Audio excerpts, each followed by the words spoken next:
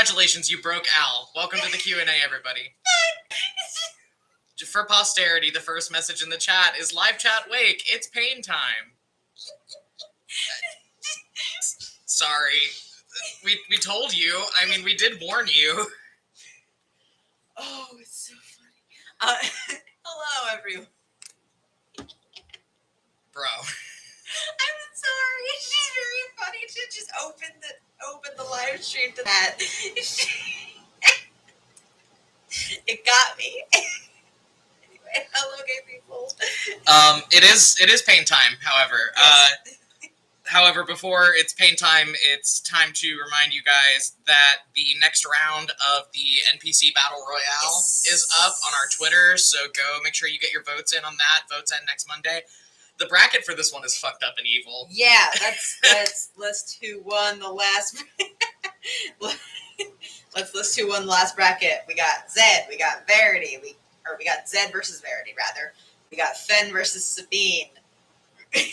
We got Kalessa versus Ravane, and we got Eleanor versus the Captain. Oof. I was actually about to say some of the matches last round were tight, but really it was only one. The Captain beat Soren by one vote. The Captain beat Soren by one vote. Yeah. We didn't set up this bracket deliberately. We let a computer generate it, and the computer said it was time to suffer. Yeah, and the Fen and Sabine one is just, the match is just kind of, ooh.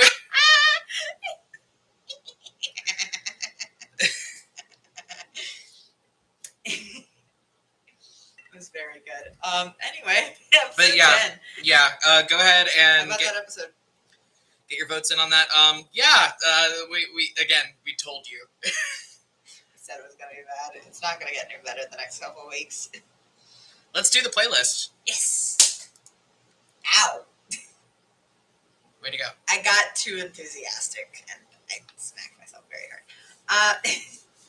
Oops. Islander by Drina Harvey was a mood setter. Yes. I see a space for a sea shanty, and I put a sea shanty on the playlist. I'm a simple man with simple pleasures. The Hidden Citizens cover of Paint It Black was our combat music. I thought it just fit really well with the scary captain scene. How did everybody feel about that? By the way, how do we feel about Scary Captain? Scary Captain.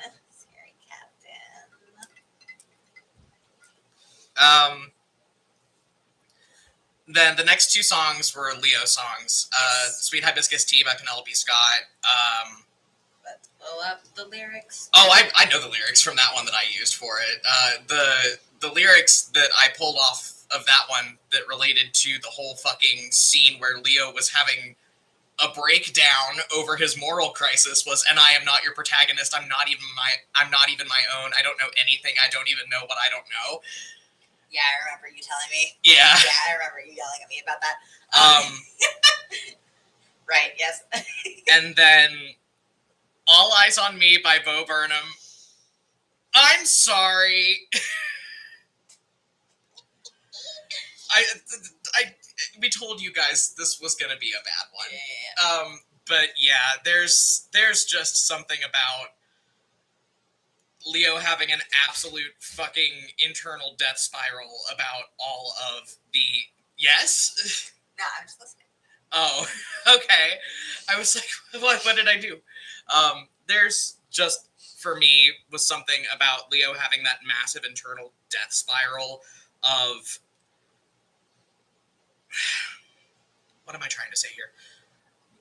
I think the only thing that Leo honestly, truly likes about himself is the strength of his own convictions. Yeah. That's all he has. That's all he thinks is good about himself, is that he has very strong convictions about things and he has a very strong code. And the fact that that code is fucking up everything so bad, and just he's damned if he does and damned if he doesn't, ethically, because he's grappling with this very real possibility now that he could be drawing, or he could be helping people by using his magic again, but also he's probably drawing that power from something that is killing a lot of people and has killed his mother and Soren specifically. So there was just something about the maudlin, defeatist, you say the ocean's rising like I give a shit, you say the whole world's ending, honey, it already did, you're not gonna slow it, heaven knows you tried, got it good, now get inside. Like, there was no other song that I could have used for that scene. It had to be All Eyes on Me. So I apologize, everyone, for smiling incredulously at the screen during that. Somebody just in the chat said "man" and then the wave emoji and a horse, and I forgot about the meme for a second. I was like, horse, horse. Yeah, no, it's the pain horse. Yes, I forgot about pain horse for like a minute. And I was like, how does that relate? Anyway, were there horses in the episode that I forgot about? Yeah, All Eyes on Me by Bo Burnham. And then it only gets worse from here. Okay, so I've had God Lives at the Lowly by Ezra Furman in my back pocket as a Fee Captain song for months. For months. I have had it in my back pocket. I have been waiting. I have been ominously saying I was going to put it on an episode playlist for months. I was just, oh. Well, and we recorded that scene, and we looked at each other, and we were like, "This is it. We're pulling the trigger on God Lives at the Lowly." Like, as soon as we were done recording that scene, we were like, "Yeah, it's got to be now." Yeah. And hang on, let me pull up the lyrics.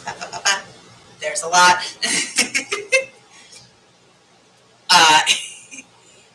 Let's just go through it line by line. My guardian angel's got wings of tinfoil and cigarettes found in the street was a vibe. My angel's got eyes like a housing project. He was born inside a guitar, and I can't forget his red lips and eyelashes, and his how'd we end up where we are. Yike. And also specifically for this scene, we're searching the trunk every morning. We tore out a tracking device, and I pray for plagues to come down on this Egypt, and I dream of blood, fire, and lice. Literal line about a tracking device. We were like, yeah, we got to do it. Yeah. Oh, and one more. We'll never make it on the main streets. They'll force us back into the alleyways, and we're rearranging furniture in a burning house. Miss Pidge, if you attempt to jump into the cubbyhole on the desk, we're going to have a problem. Yeah. Sorry, cat. Cat. Naughty cat. Oh, and also the line, and I've looked deep into this frail human body, and I know that I carry a power. Very Fihor. I just think that the song God Lives at the Lowly by Ezra Furman is very good. And Ezra Furman is my headcanon Fee voice, and it just worked out very well. No better song to use as a soundtrack to two people mutually going, well, it was more the captain that was going, I fucked my way into this mental breakdown, and god damn it, I'm going to fuck my way out of it. So true. And then the last song on the playlist was Various Storms and Saints, which is also a Fee song. Let me pull up the lyric. I think specifically the reason we put it at the end of this episode was you had to have him, and so you did. Some things you let go in order to live. Yep. Yeah. Yep.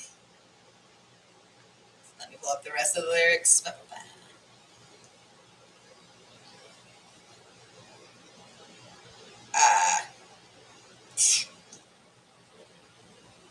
What was the other one I was thinking of a lot? Sorry, I'm looking through the lyrics. You singing it out loud. Who made us this way is also. I know you're bleeding, but you'll be okay. Hold on to your heart, and you'll keep it safe. Oh, speaking of soundtracks, I don't know if anybody realized this, but so I start doing some things with the the actual soundtracking, like the music that we use for the podcast. I start doing some thematically relevant repetitions of certain songs that we use for soundtracks, like callbacks to season 1.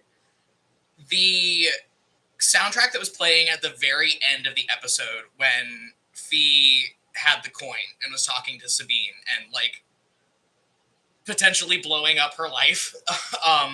The soundtrack that was playing then was the same soundtrack that played when Leo had to walk away from Eleonora. That was mean. That That was honestly really mean. Yeah, and I do one that's even worse next week. I do a really bad one next week. Also, somebody said, Al was at a headcanon if it's your character. Well, given that the canon theme voice is me. Yeah. Yes. Yes, it is. Will we recognize it? I think you will. Possibly. Probably. We like to think so. Yeah, because we get a lot more into thematic repetitions of our soundtrack stuff in late season 2. I do a lot of callbacks to season 1. And next week is mean. Bad. Bad and mean. Bad and mean.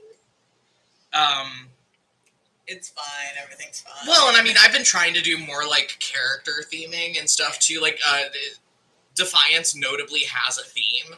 Like, I play the same thing every time she shows up. So I've been trying to get a little better about the consideration that I put into the soundtracking and everything. But yeah, you're gonna start hearing some repeats from season 1 pop up, and many of them are bad and mean. Thank you, babe. What do you need? Why are you yelling? She wants to break into the bathroom. It's not gonna happen. Yeah. Okay, so that was the episode playlist. So let's save this for last. Yes. So what actually happened with the distress signal? Right. Let's go. So all of this information that we're about to give you is we just barely lampshaded it because we didn't have time. We didn't have time. If you read into the context of what we say in podcast enough, you can kind of piece it together. Yeah. But we just had to keep it lampshaded because that's all we could do because we didn't have time. So remember back in the episode with the games where Miriam said someone has to tell the captain about this. And then, presumably very quickly, the captain found out about the Valsigns because he kidnapped them a couple weeks later. Yeah. Miriam used the Moray's distress signal to get in touch with the captain. However, in a twist of very bad timing, when the captain got that message clarifying, like, hey, the Grand Duke and Grand Duchess of Australia are alive and they're heading your way, Defiance was in his quarters. They were playing Scrabble. They were playing Scrabble. Yep. Yeah. And heard that message and then decided, oh, now is the time for my master plan to begin, and waited until the captain was asleep and put that funky magic chip in the master unit of the distress signals to scramble it and make it so that the ship could not receive distress signals from other members of the fleet. Because Defiance's whole evil plan that we will see unfolding much later involves kneecapping the fleet, essentially. That the fleet is being targeted. Yeah. Yeah, and that was kind of something we tried to lampshade with, like, like the captain saying that he was planning on turning Theonleo over to the Australian Navy. And, because he and Defiance would have discussed that, yeah. Yep. And him saying that he wasn't eager to see Defiance again after the last time they talked. Yeah. Somebody said, so it was a long plan. Man. Yeah. And someone else said, wait, she was still with him that close to what we see in season? Yep. The captain and Defiance were playing Scrabble about 2 weeks before he met Fee. Yeah. Yeah. Yikes. I don't think they were in, like, a serious relationship at that point, but yeah, they were hooking up at that point. Yikes. Because Defiance is using him. Yep. So true. Another question we got was, how much of the stuff in the Dragon's Maw is Defiance actually responsible for? Is she calling the shots, or is she just following orders? So, the thing is, the situation in the Dragon's Maw predates Defiance. It was not her idea, but at the moment, she is in charge of operations, and she is in charge of everything that happens in the Dragon's Maw. So, she is following orders, but she is running it. Yeah, hence the letter from Morlin that was on the table. Yeah, it's not great. But yeah, it very much, it's a thing that predates her, as we see, because like Talindra talks about being much younger and being abducted and having to escape from Ashurian pirates. Like Talindra talks about that, and Talindra is older than Defiance is by quite a bit. Mm-hmm. So like the person that preceded Defiance in her title, both in the Ashurian pirate fleet and in the Ashurian navy, was also doing the same thing, but it is very much something that Defiance is running and something that Defiance is taking point on. Yeah, I think Defiance is the first person that has ever been in charge of both things, like been Pirate Queen of Australia and that high up in the Navy. Yeah. I think it's mostly the Navy outfitted as pirates. Yeah. Was what was doing it before. Now it's actual pirates. Yeah.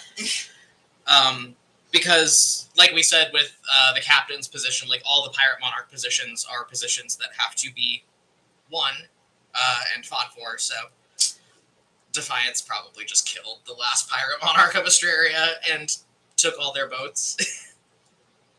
And has used that to make her whole operation way more efficient. Yeah, way more efficient and make herself way more money off of it, so... Yep. Because you know what pays better than being a high-ranking naval officer? Being a pirate. Yeah. And she's both. Yeah. Oh, you know what pays better than just human trafficking on the government's dime? Also stealing from people. Yeah. She does answer directly to Morlin, though. Yeah. Like, that's pretty much the chain of command with her. Like, she reports directly to Morlin. Yeah. Yeah, she does not have another superior. Like, she's answering directly to Morlin.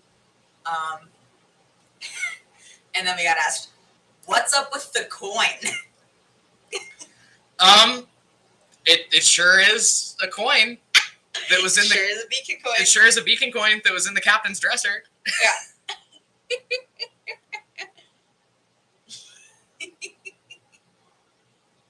Yeah.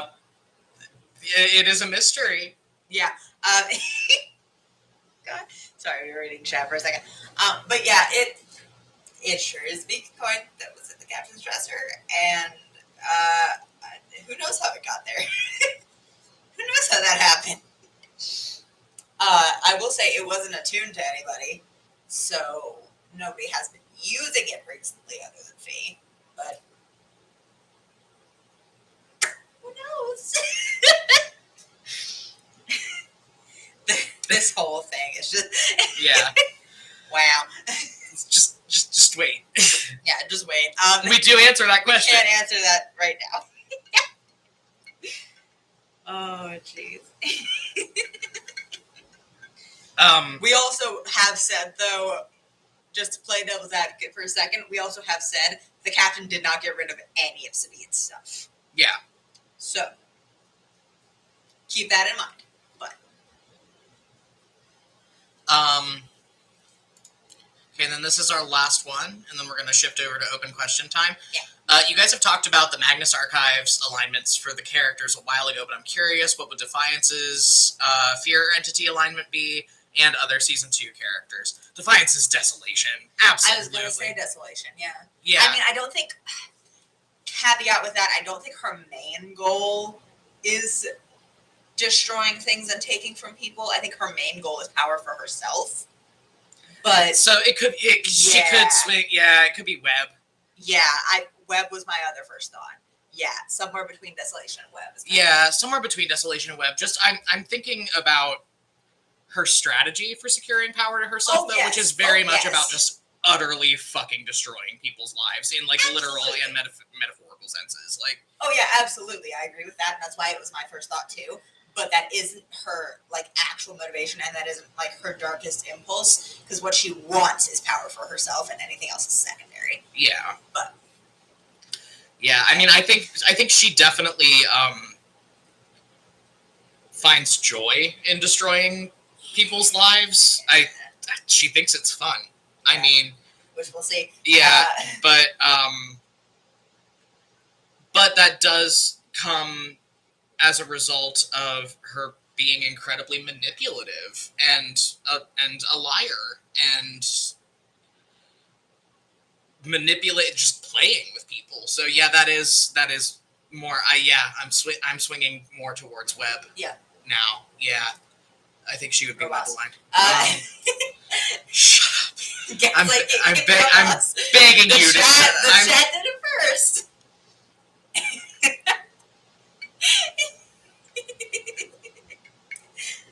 You're not legally allowed to call somebody that's a human trafficker a girl boss. That's true.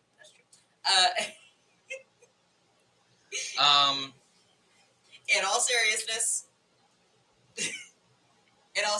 be careful, but also it's very funny to say gaslight gatekeep girl boss in relation to clients.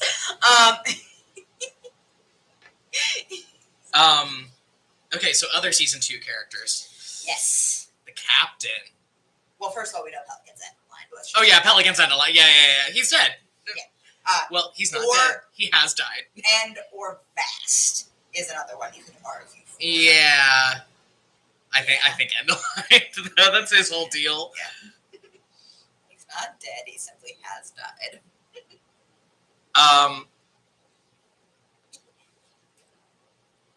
The captain. I want to circle back to him because it's going to be hard. Yes. You is Slaughter, definitely. Yeah. Like, that's... again, it's for the same reason that we said Zed would be Slaughter. Like, that's the worst impulse that she has, and, like, kind of the worst part of herself is that she's got some anger issues, and they're totally justified. I mean, like, I would be pissed, too. Yeah, she's very right to be angry, but... Yeah, but also, like, I do think I agree with you. That's what she would view as her worst impulse. Mm-hmm. Yeah.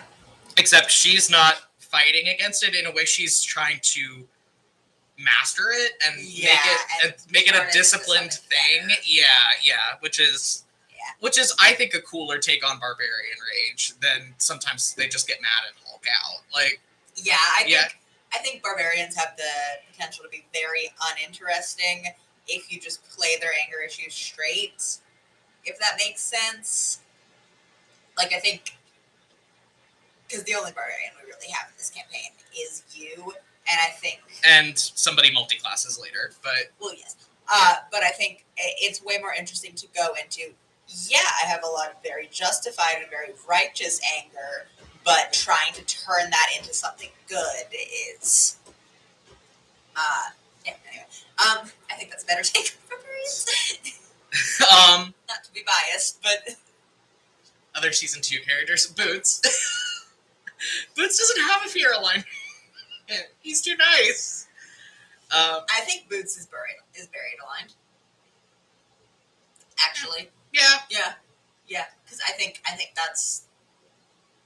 Boots and Ascot, I would argue, are both buried aligned because it's very much that idea of like expectation. Yeah. And having trouble escaping situations and stuff like that. And I think the pressure, like Ascot's anxiety definitely makes him buried aligned. Yeah. Yeah, I would argue Boots either buried or you could argue lonely for Boots as far as his worst impulses. Yeah.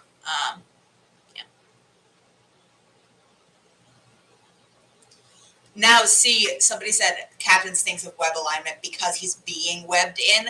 That is not how we do alignments. Like, not how we do alignments. Yeah. I don't care how anybody else does it, whatever. When we're talking about fear alignments, we're talking about the darkest impulse of a person, not their circumstances. And not necessarily what they are afraid of. Now, sometimes there can be blending between that. Yeah, absolutely. But I think it's more interesting with the system that has been set up by the Magnus Archives podcast to think about alignment in terms of look deep within yourself. What is the worst thing about you, and what's the thing about you that scares you?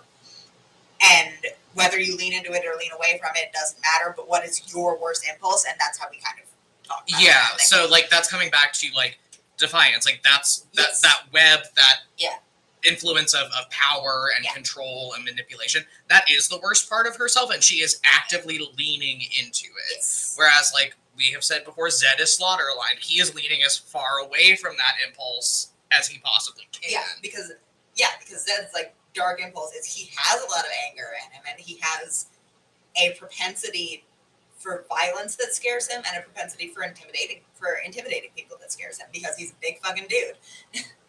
That is trained to punch people. Yeah. Knows how to punch people until they die. Yeah. But I'm sorry for anyone that doesn't have knowledge of the Magnus Archives Fear classification. It's a good podcast. Go listen to it. I thought the ending wasn't pulled off very well, but the fear classification system it's very good in a talking about characters lens. Anyway, back to the captain. I don't know whether to say lonely or corruption. Ugh. Bad. Because I think as far as classifications and like the worst impulse and the worst thing at the core of him goes, I'm leaning corruption, because he is very much Leo handshake meme derogatory. Well, he's just very much so that I can be consumed by that which loves me. You know, if you haven't looked at the man, he is intensely loyal, and he loves very hard and very intensely in all aspects of his life, be it his people, his job, his crew, his romantic partners. I mean, he just loves very intensely, and I think that scares him. I think that is what scares him about himself, is the lengths that he's willing to go to for the things that he loves and the things that love him. Yeah, I would say lonely is more what scares him the most. I think he is deathly afraid of being alone, but I don't think he has a propensity to self-isolate or anything. So I think lonely actually doesn't work. I think it is corruption. Yeah. That was a fun and lighthearted question.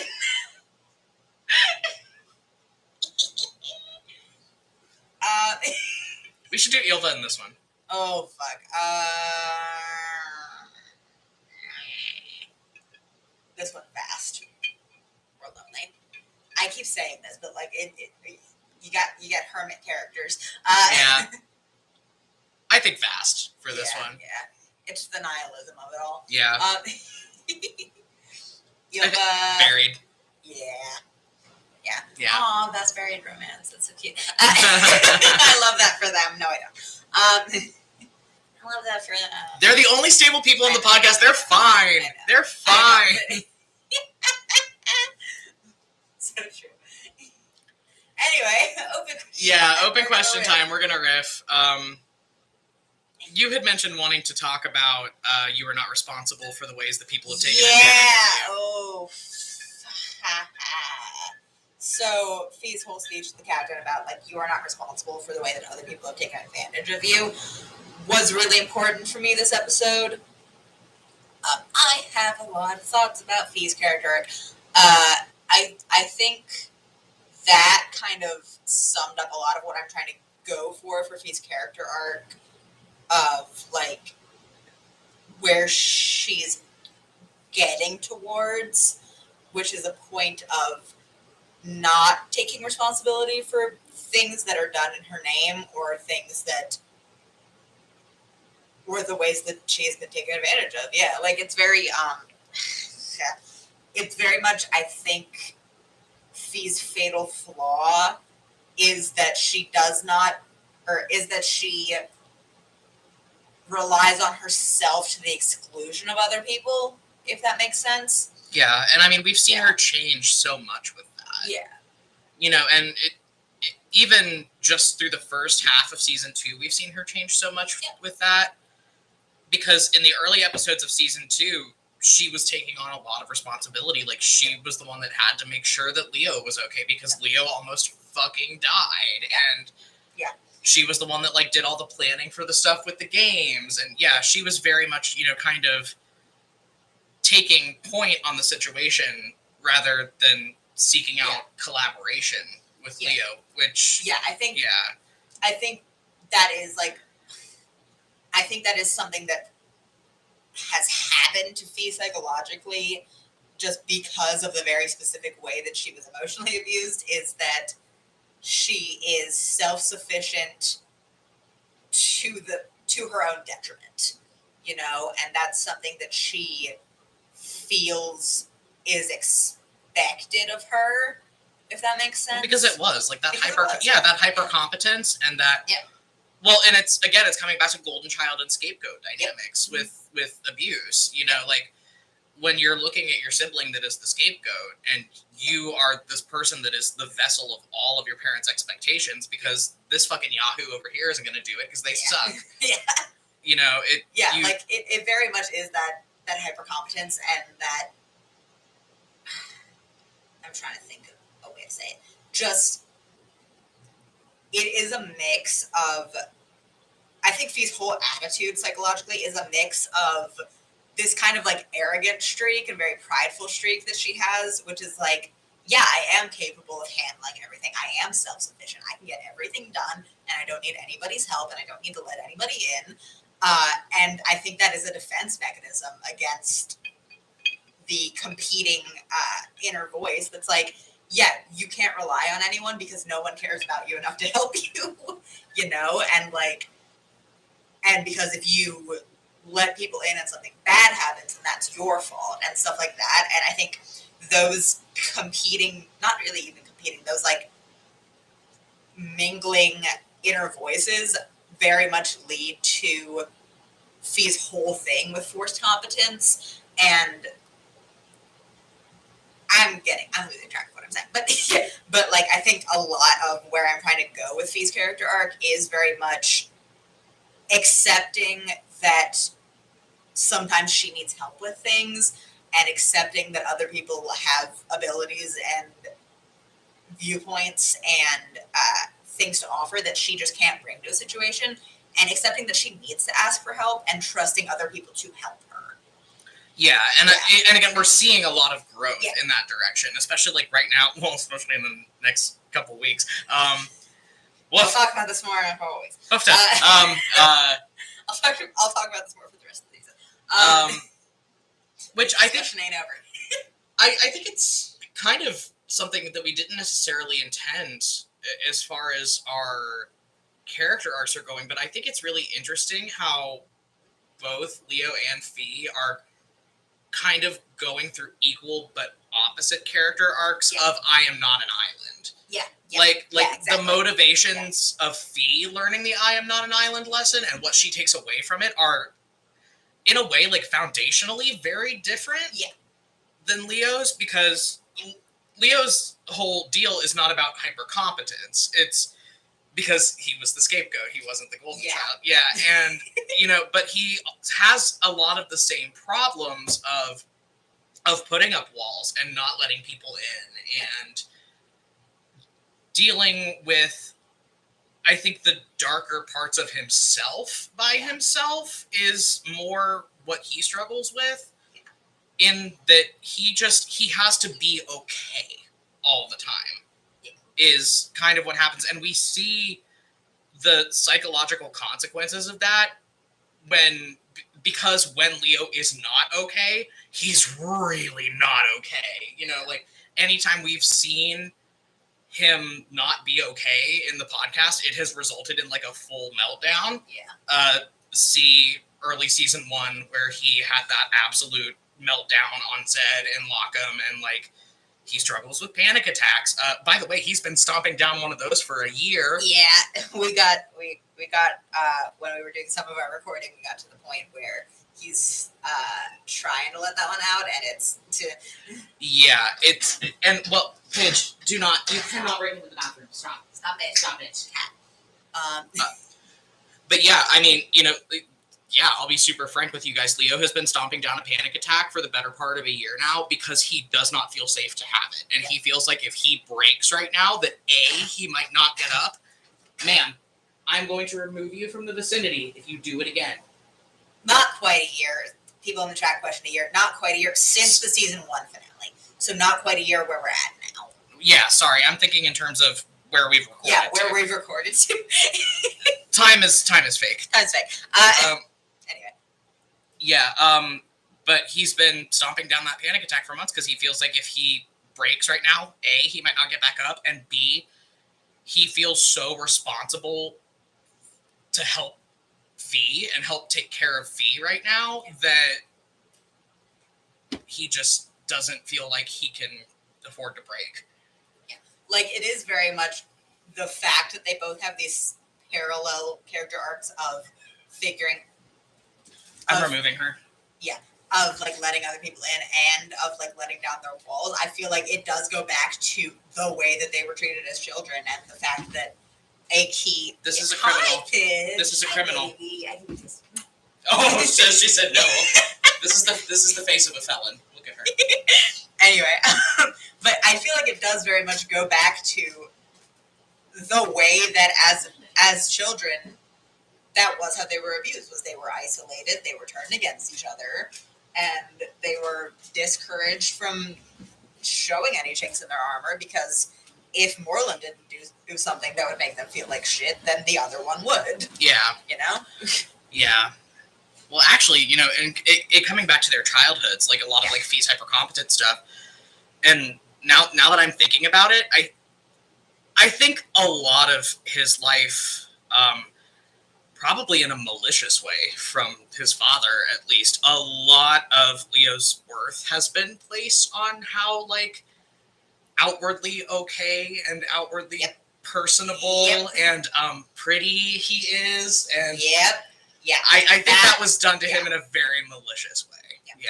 That paralleled with like the way that Fee has always like been expected to have authority. And expected to have authority and been expected to be in charge and be a leader. Mm-hmm. And you know, it's the subtle transphobia of it all, but and also the way that Fee has been expected to stomp down her feelings and very much like put the mask on, because I've been writing her as autistic, which we know, but like she's very much been expected to not have negative emotions, and unless they are smug, arrogant anger, which is the only thing that we really see her display to strangers in the first half of season 1.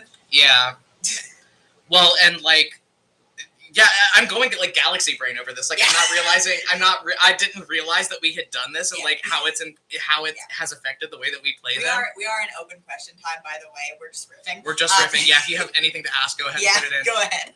But yeah, you're like also part of this discussion. Yeah, it's everything from like everything that you were saying about like, you know, Fee's expected leadership and having to put the mask on and down to how, you know, Leo wasn't held to that standard, but he was written off as hysterical and throwing temper tantrums every time he displayed any kind of emotion. Exactly. Yep. Yeah.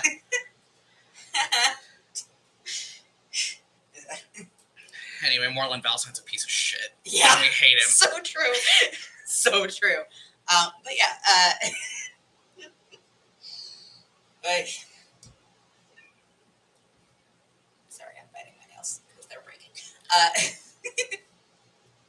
But yeah, it's very much the way that their character arcs are working out has been very interesting, because I don't think we had. Don't think we had solidified the minutia of the character arcs at the beginning. Like, I think we had mostly had them solid in our planning, but I think the way that we've played them has definitely shaped the way that we're framing the arcs. Yeah. So that's been very interesting. I think the big overarching picture that we had is that we just had them moving more towards what their alignments are. Yeah. What they actually are. Like, because when we first meet Leo, he is this fucking dumpster fire of a person. He's irresponsible. He's arrogant and bratty and entitled and a lot of what we're seeing with him moving forward is him becoming a very deeply responsible person and becoming a leader and becoming somebody who takes care of people and takes care of things. Whereas, like, Fee, we see her as this very, like, hyper-competent person at first that's, you know, very buttoned up and very restrained. It has a whole lot of shit going on. And we're seeing her moving more towards, don't you just want to go apeshit? Aren't you tired of being nice? Don't you just want to go apeshit? Oh, somebody said, assuming perfect world where everything is fine and nothing hurts, where would Captain take Fee on a date? Something competitive. Oh no! Fair games. Carnival games. Yeah. Either carnival games or an arcade. Laser tag. Laser tag! So true. So true. He would let her win, but I'm just saying... He had better not. I'm just saying, based on raw ability, he would beat her ass at laser tag. He's got max dex. That's right.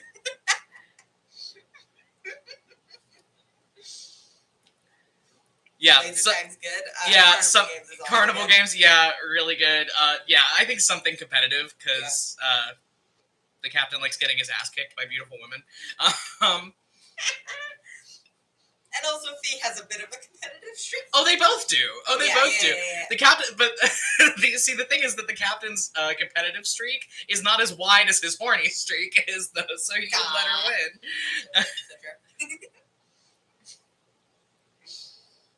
Oh no! I like the idea of laser tag. That's really funny.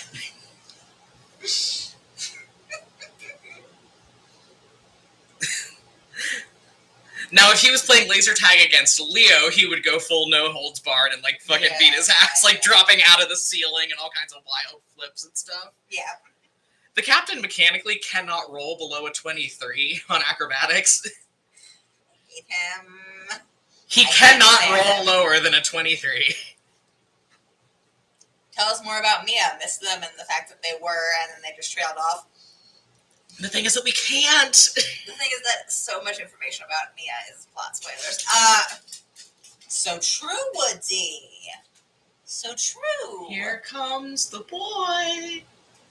Hello, boy. Hello, boy. Welcome.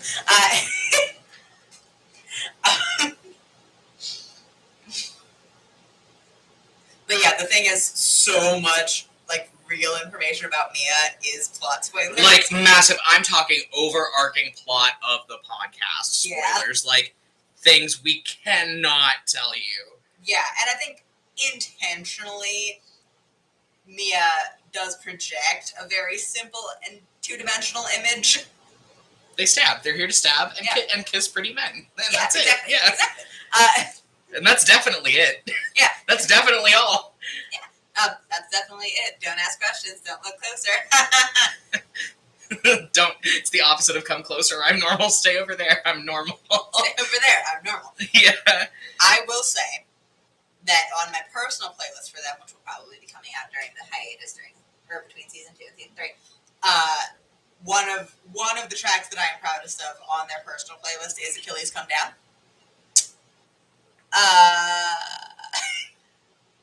And not just because it's an echoed song on another person's playlist. So true. Yeah, not just for that reason, but also.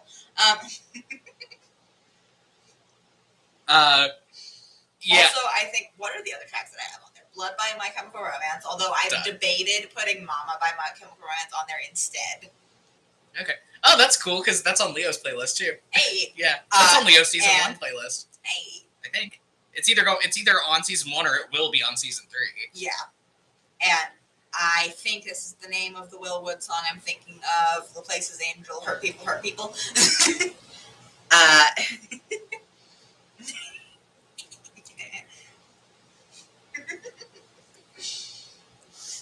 But yeah, but like concrete information about Mia, it's everything will be revealed in season 3. Yeah, but we just can't right now because it's massive. It's massive, and we can't tell you anything at risk of cracking the podcast wide open. Yeah. Somebody said the name of a song that I can't put on the Mia playlist because I can't be the person that introduces the artist of it to children. Because teenagers listen to our podcast, and I can't be the person that introduces that artist to me. I mean, to be fair, technically teenagers shouldn't be listening to our podcast without parental consent. It is rated R, but still, just personal ethics wise, I can't.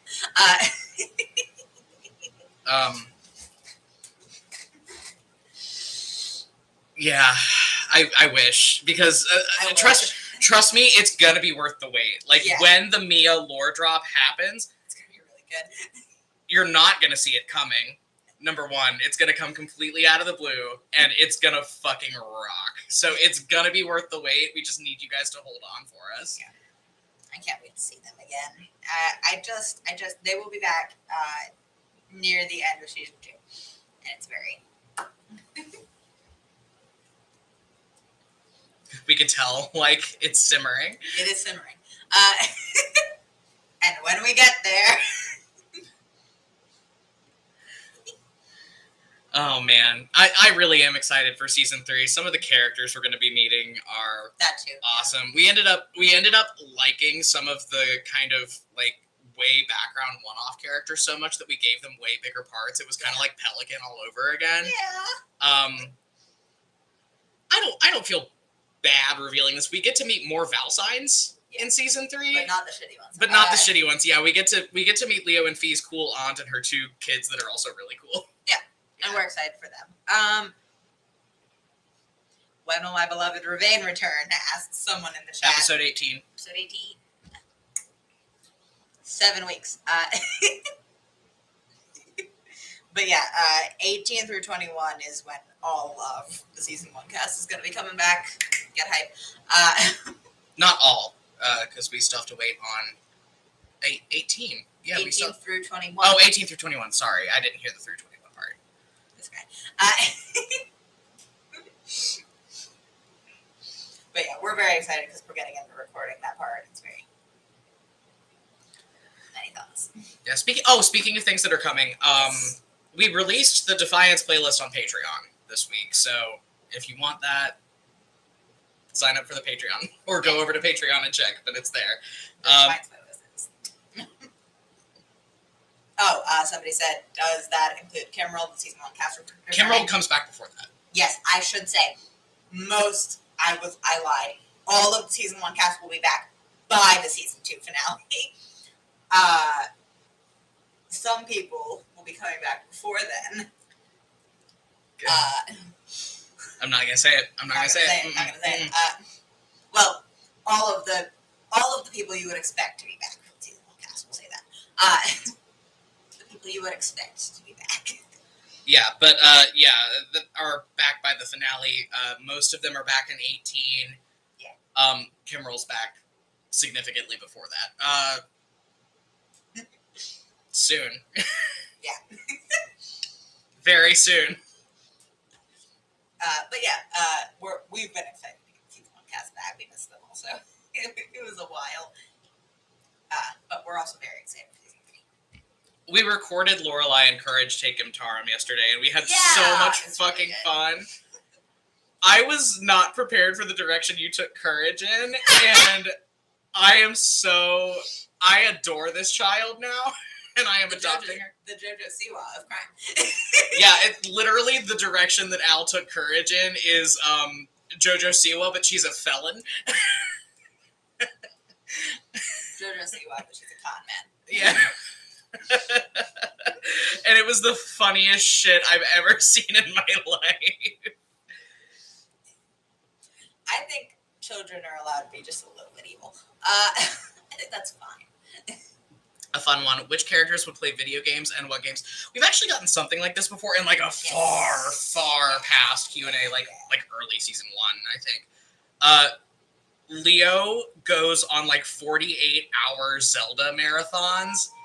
Like, he locks himself in his room with Skyward Sword and does not come out for 2 days and hisses like Gollum when you open the door to check on him. Yeah. And then doesn't play video games again for 6 months. We said Ravain plays Minecraft. I can't say Ravain plays Minecraft. I think Ravain plays a lot of Minecraft. Because he just tries to break the game. Like, I'm going to see how much TNT I can detonate. Yeah. Before it breaks my computer. Yeah.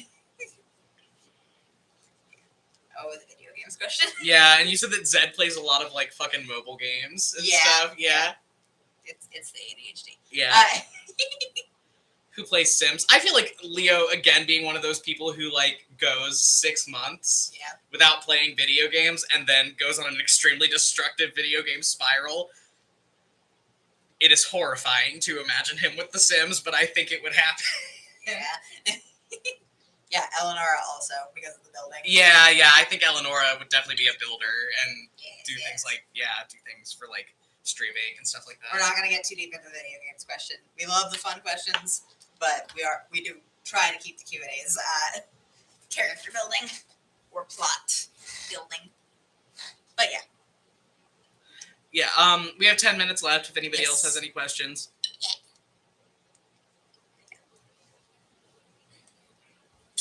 Eleonora has a banging Animal Crossing island. Yeah. Oh, yeah. Oh, yeah. It's about building. Do you think the captain would play video games? Yes. I think so. Oh my god, no. I know exactly what kind of gamer the captain is. He's the guy that gets way too competitive at Wii Sports. Yeah! Yeah. Yeah! I love that. Like the actual physical movement video games. He does Wii Sports, he does DDR, he does Just Dance, he does, yeah. Captain DDR. But yes, we're very excited for the rest of season 2 to come out. The back half of season 2 is lots of stuff happen. Captain plays that game you were playing, Barry, with the pirates. Assassin's Creed Black Flag? I don't think. No, I don't think he would play a pirate. Why would he need to play a pirate video game? He lives the pirate video game. Yeah. God. But yeah, we're excited for a lot of plot developments that are happening in the back half of season 2, and we are excited for a lot of the things that we have prepared for season 3 that we haven't gotten to get to yet. We haven't done as much detail planning because we have discovered that fucks us irreparably. Yeah. To the tune of we had to redesign this fucking season 4 times. Self-explanatory why he didn't, but Leo got a sending spell the moment he left Eleonora and wished they had talked through it. Well, you see.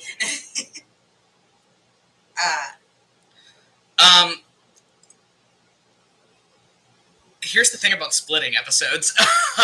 Yeah. Also, Leo, again, just BPD things, is extremely rejection sensitive. Yeah. And Leo's logical brain understood why Eleonora made the decision that she did. His heart did not understand it and was very, very hurt by it. And we end up seeing later in season 2 and in some of season 3, Leo's response to rejection is very much isolation and attempting to cut people off. And we saw that in late season 1 too with Zed after the something stupid incident. Yep. That's just how he responds to rejection. It's not healthy and it's not good, and it's something that we see him work on. But at the place he was at the time in season 1, he was very much not. Leo has a line later in season 2 that is very loaded, where I won't give you the context for it, but in a very loaded and very specific situation, he says, "I will not go where I am not wanted." And that was the situation with Eleonora, just to a T. Yeah. He, in his mind, had this rationalization of, okay, cool, she doesn't want me. Yeah. Guess this is it. Snip, snip. Yep. Yeah. Yeah, so like Leo sending a sending spell to Eleonora it was not going to happen. Yeah. It was just not going to happen at the time. Chad is yelling. Pain horse. We got the pain horse again. yeah, like it would have been healthy to talk it out. Number one, they didn't have time. Number two, yeah, number one, they didn't have time, and number two, I don't think. Sorry, somebody did pain deer for Phineas imagery. So true. But yeah, they didn't have time, and Leo was not in a mental place where he could have done that. And honestly, I don't know that Eleonora would have reached out if she had been in a place to do, or if she had been able to do so. Yeah, it was just kind of a perfect storm of a bad situation. Yeah. The whole Eleonora shit show was just a perfect storm of awful. Yep. But yeah, even now, the way that Leo reacts to rejection is not quite as much totally cutting people off, but definitely when he perceives rejection or criticism, he does isolate.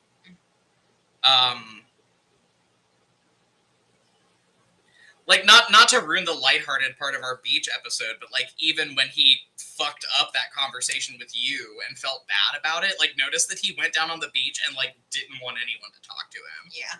Yeah.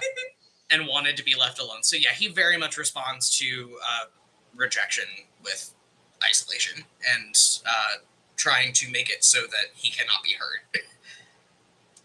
Somebody said, "I choose to blame it on Merlin." Well, yeah. Good news, bud. You're in luck. Borderline personality disorder is usually caused by early childhood emotional abuse. Yeah.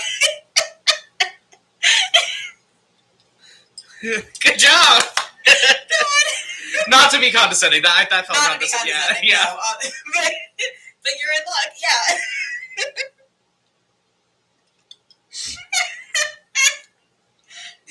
It's always Marlon's fault.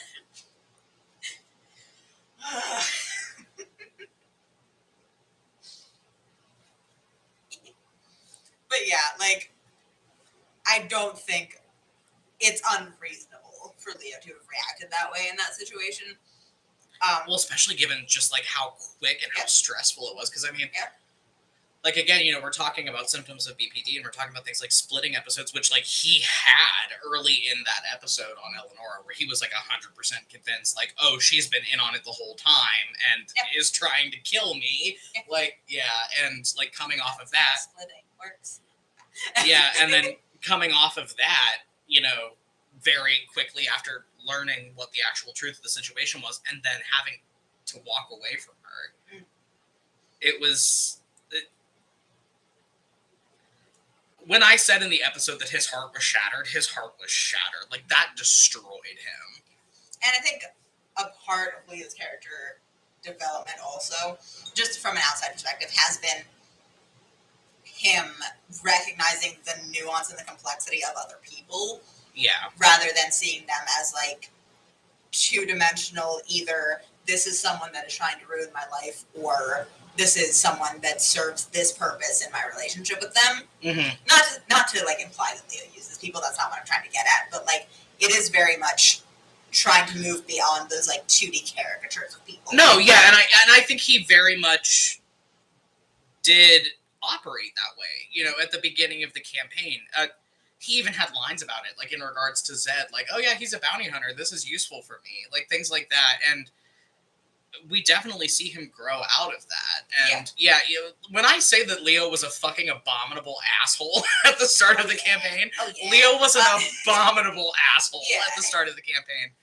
And we are seeing, I think the best way to sum up Leo's character arc as I am trying to play it is him becoming less concerned with being a great man and more concerned with being a good one.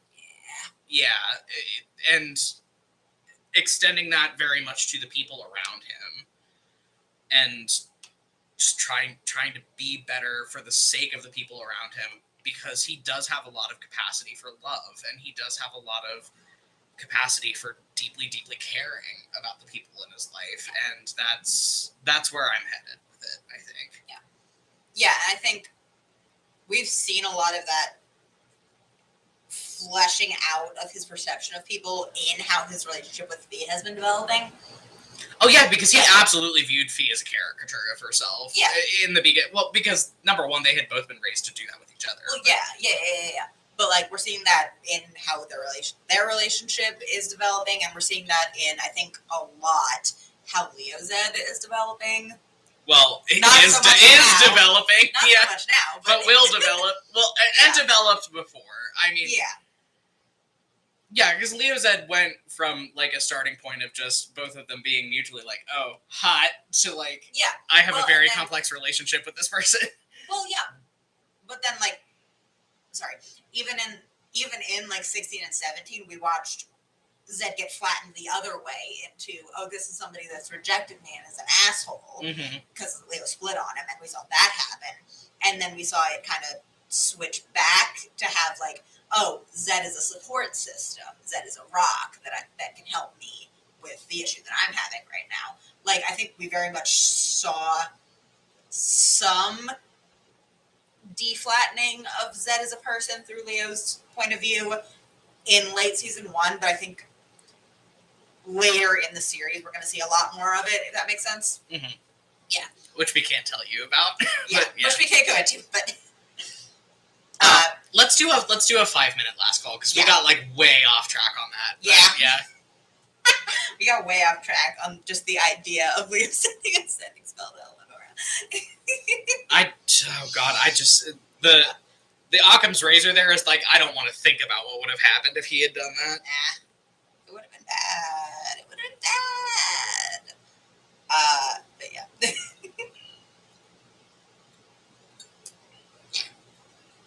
But yeah, I think it is kind of just, I think Fee and Leo have kind of a parallel there too, of like, Fee is seeing people more for what they are capable of and how they feel about other people, and like fleshing out that perception of people, and Leo is more like having to flesh out his perception of other people's like feelings and other people's emotional depth, which is very interesting. If an NPC could be the main character instead of the two of them, who would make the best main character? The captain. The captain would be good. It depends on the story you're trying. Sabine would be good.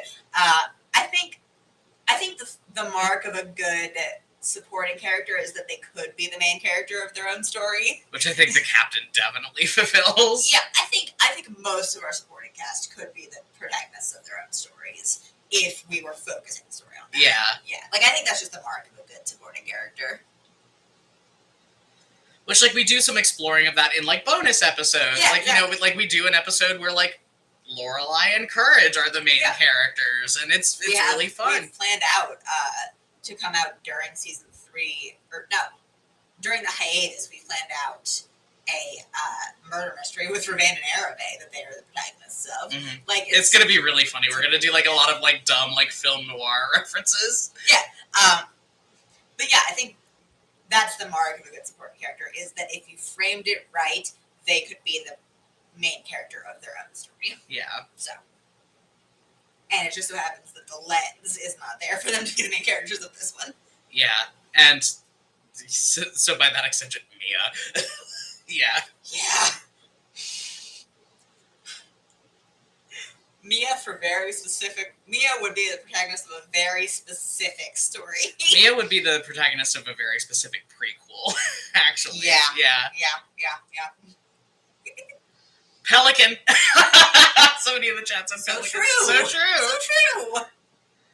Absolutely Pelican. All right, guys, 2 minutes. Last call. Yeah.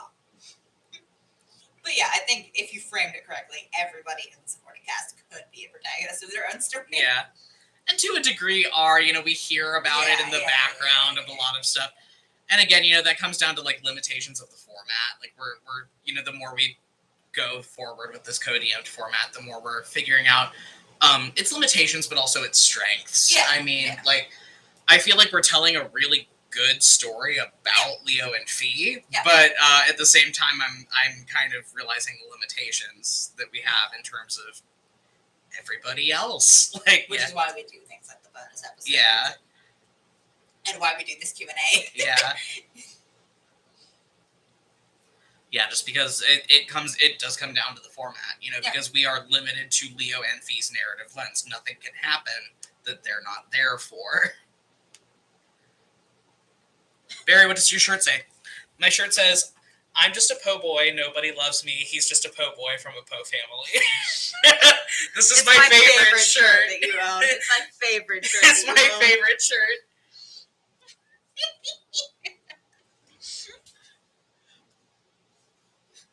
This is my favorite shirt that I own. Yeah. And with that, we're going to wrap up for the week. Good note to end on. Oh, man. So, yeah, Friday. 3 days for the patrons and 4 days for the rest of you. We're going to put this in the descriptions, but next read the fucking content warnings. Check the content warnings week. We're putting it in the description of the episode. We're putting it in the tweets. We're putting it in all the social media posts. We're telling you right now, read the content warnings. This week. Please. Read them always, but read them this week. Yeah, like, we do want you to read them always, but this week, fucking do it. Please. Read the content warnings. Anyway, have a good week, Godspeed. See you next week. Vote in the polls. These poor motherfuckers.